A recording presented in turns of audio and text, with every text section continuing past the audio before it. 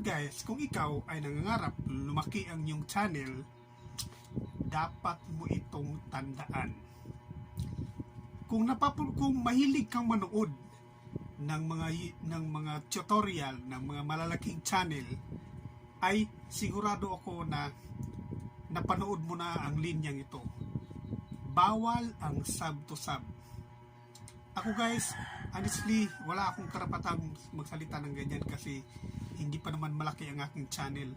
Pero kahit na lumaki ng channel ko, kung sakasakali, ay wala pa rin akong karapatang magsalita ng ganon. Kasi kahit na sabihin mo pa na bawal ang sub to sub, pero may kanya-kanya tayong diskarte. Ginagawa nila yung paraan na alam nila para lumaki ang kanilang channel. Pero guys, kung ikaw ay nangangarap lumago ang iyong channel, meron kang isa na dapat tandaan.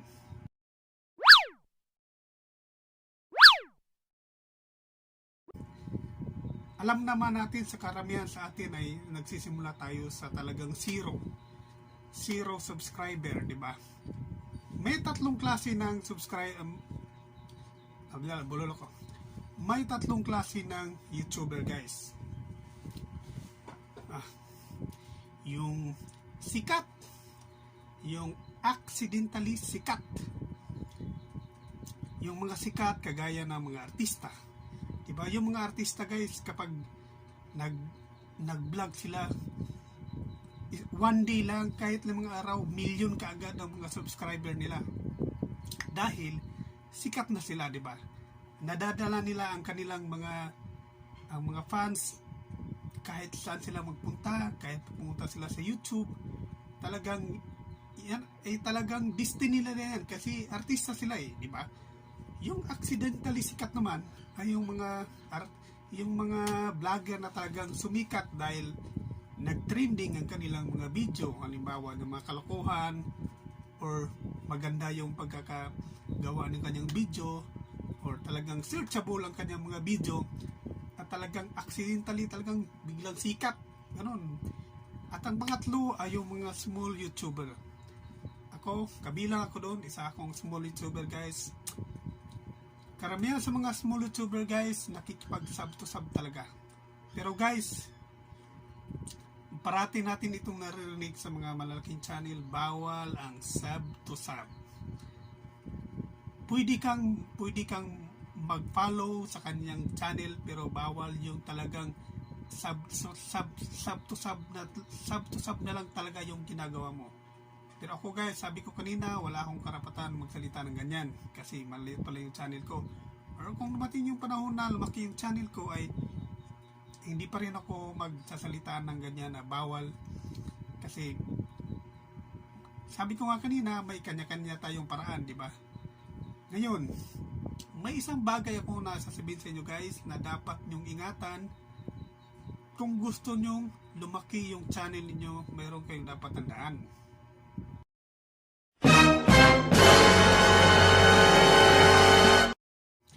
Ito yung mga spam. Guys, kapag nagbabasa tayo sa ating comment section at lalo na sa ating YouTube studio, karamihan sa mga nakikita natin doon may mga spam. Dinidelete natin yung mga spam comment ng ibang mga viewers natin. Pero guys, tanungin mo yung sarili mo, kung ikaw ba mismo na hindi ka na-spam sa ibang video, may epekto ba sa channel mo kung ikaw mismo na-spam ka sa ibang video? Halimbawa, 1 year ka nang nakikipag sub to sub, tapos hindi mo alam na naipon na pala yung mga spam na comment mo doon sa ibang mga video na pinanonood mo. Ang tanong, may epekto ba yan sa channel mo? Kung sakaling lumago na ang channel mo, may epekto ba yan? Ang sagot niyan, yes. May epekto yan guys. Kung sakali ikaw ay umabot ng 100,000 subscriber, kung sakaling destiny mo yan at talagang umabot ka sa ganyan or talagang sinipag ka talaga or talagang sumikat talaga yung video mo or nag-trending ka at umabot ka ng 100,000 subscriber, guys, mayroon kang dapat tandaan. Kapag ni-review ni YT yung channel mo para sa silver play button, ay kasama na rin niyang nire-review pati yung mga spam mo doon sa mga video na kung saan ka nagko-comment. Kung sakali naipon ang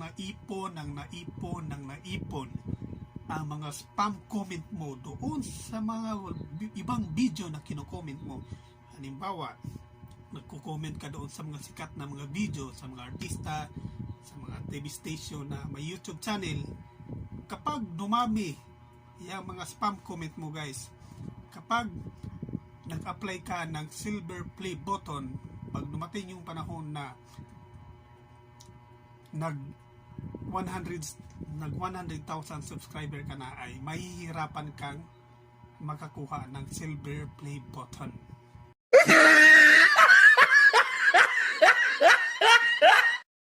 Totoo yun, guys, kasi kapag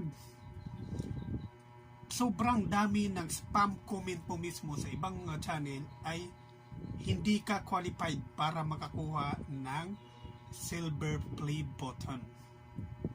Kaya nga sinasabi nila, guys, bawal ang sub to sub, diba? Pero hindi mo yan mapipigilan,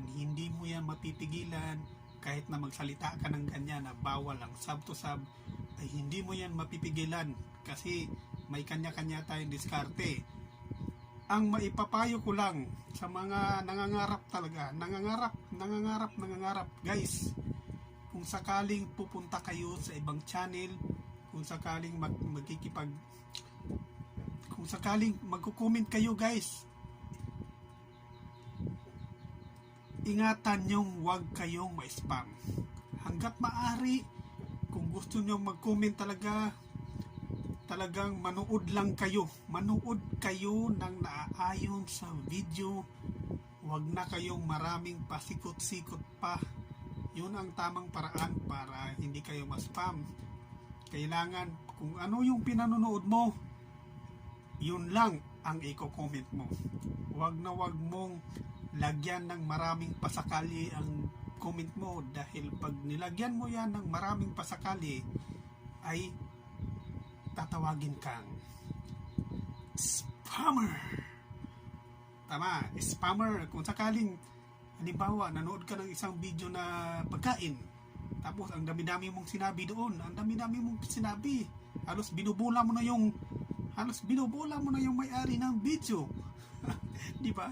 Ganun tayo minsan pag nanonood tayo ng video, di ba? Para hindi ka ma-spam, simplihan mo lang yung video mo, yung comment mo, simple pero malaman. Hindi mahaba, hindi rin masyadong maiksi, yung tamang-tama lang na hindi ka ma-spam. Dahil kung sakali, guys, kung ikaw ay nangangarap na umabot ng 100,000 ang subscriber mo, at kung sakaling bibigyan ka ng pagkakataon na mag-apply ng silver play button, ay good luck na lang. Kung sakaling marami kang spam comment, si Lord na bahala sa'yo. Yun lang, guys. Basta may papayo ko lang, guys, kung hindi nyo talaga mapigilan ang sub to sub, ay manood kayo ng naayon sa video, guys. Talagang intindihin nyo kung ano yung kinukomment nyo, at talagang ayusin yung mabuti yung mga comment nyo, yung hindi kayo mababasura. Dahil kapag kayo ay nabasura, guys, good luck. Yun lang, guys. Salamat sa mga nanood. At kung bago ka pa lang sa channel ko, huwag kalimutang i-like, comment, and subscribe. Babos. God bless. Bye-bye. Bye-bye.